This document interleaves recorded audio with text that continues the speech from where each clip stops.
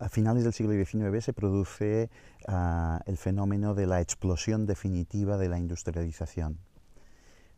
El siglo XIX había sido, es el siglo del positivismo, de los avances científicos, en medicina, en ciencia, en técnica, y esos avances científicos repercuten directamente en la industria y producen ese fenómeno de la industrialización.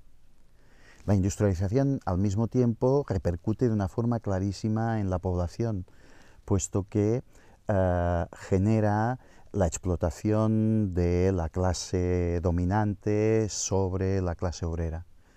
Eso hará que ya a finales del siglo XIX esa clase obrera empiece a organizarse en lo que serán pronto los sindicatos. La cultura del momento, digamos que se fractura de alguna manera.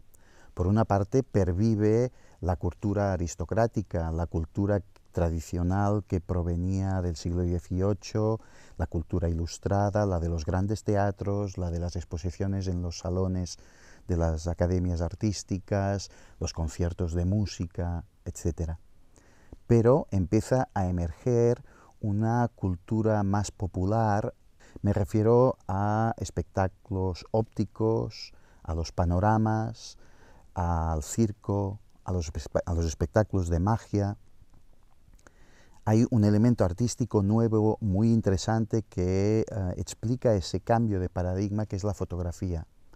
La fotografía, nacida en los años 30 del siglo XIX, va expandiéndose de una manera exponencial y se expande tanto para la burguesía como para las clases populares, que también pueden acceder a aquellas fotografías muchas veces ilustradas, iluminadas a mano, que podrán tener en su casa como recuerdo de sus familias, de sus hijos. Esa aglomeración de público en las grandes ciudades obliga a que haya una oferta cultural mayor y distinta para poder entretener, aunque solamente sea entretener, a esas nuevas capas de población. También hay que pensar que pronto, en Barcelona en 1904, pero en otras ciudades antes, se proclama el domingo como fiesta semanal, por lo que esas capas de población tendrán unas horas libres para poder ir a ver una serie de espectáculos. Esos espectáculos son, como hemos dicho, el circo, la magia, los panoramas, los parques de atracciones, etc. Y aquí es donde irrumpe el cine. Se ha dicho en muchas ocasiones que el cine nace como una especie de elemento nuevo y sorprendente, pero no es exactamente cierto.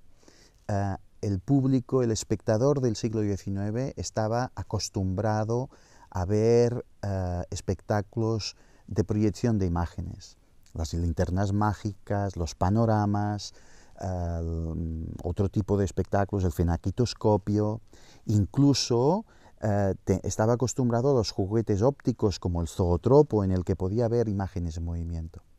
El cine, es cierto, lo que tiene es que, de novedoso, es que por primera vez puede ver imágenes en movimiento de una cierta duración.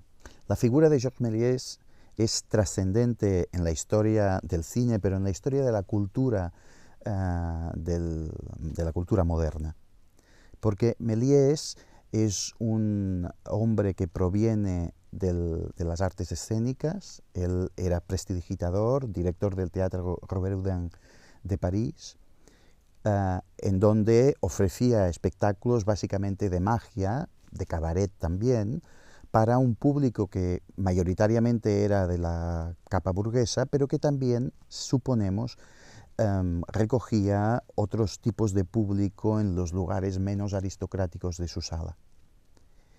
Y Méliès, que proviene de ese mundo de la magia, es el primero que entiende que con el cine puede continuar con su trabajo de fascinar al público, no ya con trucos escénicos realizados por un prestidigitador, sino realizados por medio de la cámara.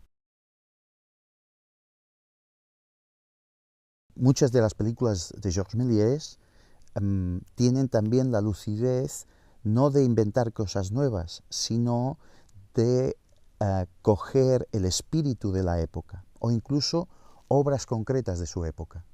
Su famosa película Voyage dans la Lune no es más que la adaptación literaria del famoso Viaje a la Luna de Jules Verne, que era una novela que con formato de libro era conocida por la burguesía, de un gran éxito, pero que también era conocida por el público popular a través de adaptaciones de esa novela realizada en periódicos. Con sus películas lo que quiere es fascinar al espectador, introducirle en nuevos mundos, muchas veces exóticos, del mundo árabe, el mundo japonés, que en aquellos momentos eran para el público europeo exotismo puro.